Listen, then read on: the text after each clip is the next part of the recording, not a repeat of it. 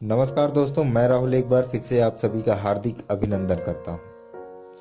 दोस्तों, आज मैं आपको बताऊंगा राजा दशरथ का पिंडदान भगवान श्री राम ने नहीं बल्कि श्री राम की धर्मपत्नी सीता द्वारा हुआ था।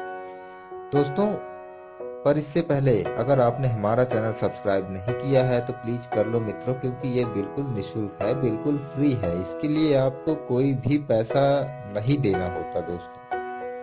और इसका आपको ये फायदा होगा कि मैं जब भी आपके लिए कोई रोचक तथ्य, पौराणिक कथा या महत्वपूर्ण जानकारी अपने YouTube चैनल पर अपलोड करूंगा तो ये सबसे पहले आपके पास पहुंचेगी। दोस्तों, तो अगर आपने हमारा चैनल सब्सक्राइब नहीं किया है तो प्लीज कर लो मित्रों। दोस्तों, आइए मैं आपको बताता हूँ महाराज दशरथ के पिंडदान के बारे में। दोस्तों, राजा दशरथ को अपने ज्येष्ठ पुत्र राम बहुत प्यारे थे।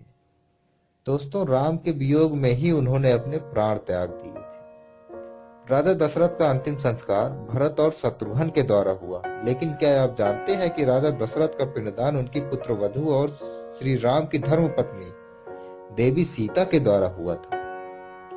दोस्तों, पौराणिक कथा के अनुसार राम जी वनवास चले जाने के कारण उनके पिता राजा दशरथ की मृत्यु पर उनके अंतिम संस्कार के सारे विधि विधान भरत और शत्रुघ्न ने किए थे। परंतु राजा दशरथ का पुत्र राम के प्रति अत्यधिक प्रेम होने के कारण उनकी अंतिम संस्कार की बची हुई राह गया के एक नदी के पास पहुंची, जहां भगवान राम, देवी सीता और भाई लक्ष्मण वन भ्रमण के दौरान पहुंचे थे। दोस्तों, भगवान राम और लक्ष्मण नदी में नहाने उतरे तथा देवी सीता नदी के तट पर बैठी हाथ में रेत लिए विचारों में मग्न थी।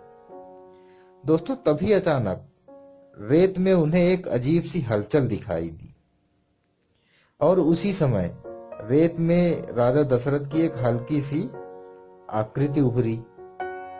दोस्तों, देवी सीता समझ गई कि यह राजा दशरथ की आत्मा की राह जो उनसे कुछ कहना चाहती है।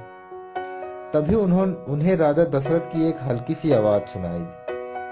दोस्तों, राजा दशरथ ने माता सीता से उनके कम समय होने की बात कही और पिंडदान करने को कहा। देवी सीता ने नदी की ओर राम और लक्ष्मण को देखा तो वह नदी में ध्यान मग्न थी। दोस्तों, तब देवी सीता ने बिना समय गंवाए उस फाल्गुनी नदी के तट पर राजा दशरथ के पिंडदान करने का विचार किया।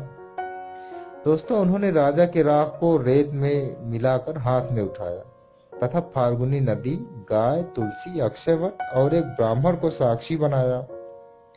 दोस्तों, जब देवी सीता ने पिंडदान की रस्म पूरी की, उसी समय राम और लक्ष्मण नदी से बाहर आए। देवी सीता ने उन्हें राजा दशरथ के पिंडदान की बात बताई। यह सुनकर राम को सीता पर विश्वास नहीं हुआ, अतः हमें माता सीता अंत में उन 5 साक्षियों को बुलाया तथा राम को सत्य बताने को कहा। परंतु फाल्गुनी नदी, गाय, तुलसी और ब्राह्मण राम के क्रोध से डर गए और असत्य कहा कि इस तरह की कोई घटना घटित नहीं हुई है। अक्षयवट ने सत्य बोलते हुए माता सीता का साथ दिया। यह सुनकर सीता माता क्रोध में आ गई और उन्होंने चारों जीवों को श्राप दे दिया तथा अक्षयवट को वरदान देते हुए देवी सीता बोली कि आज से तुम पूजनीय होगी। जो भी गया में पिंडदान करने आएगा वह तुम्हारी भी पूजा करेगा, बगैर तुम्हारी पूजा करे उसका पिंडदान सफल नहीं होगा। तथा जिनको श्राप दिया उनमें गाय को श्राप देते हुए माता सीता बोली कि तुम लंबे समय तक नहीं पूजे जाओगे, और फाल्गुनी नदी को श्राप देते हुए कहा कि तुम्हारा पानी सूख जाएगा। आज भी इस नदी का वर्षा में भी पानी कभी ज्यादा नहीं होता दोस्तों।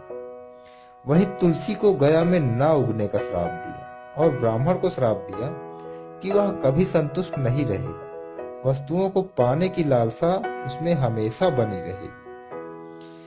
तो दोस्तों, अगर आपको ये कथा अच्छी लगी है तो लाइक करें, शेयर करें, और कोई सुझाव है तो हमें हमारे कमेंट बॉक्स में जरूर बताएं, इसकी हमें बहुत आवश्यकता है मित्रों। दोस्तों, अगर आपको ये कथा अच्छी लगी हो तो हमारा चैनल सब्सक्राइब जरूर करें। वीडियो देखने के लिए बहुत बहुत धन्यवाद मित्रों।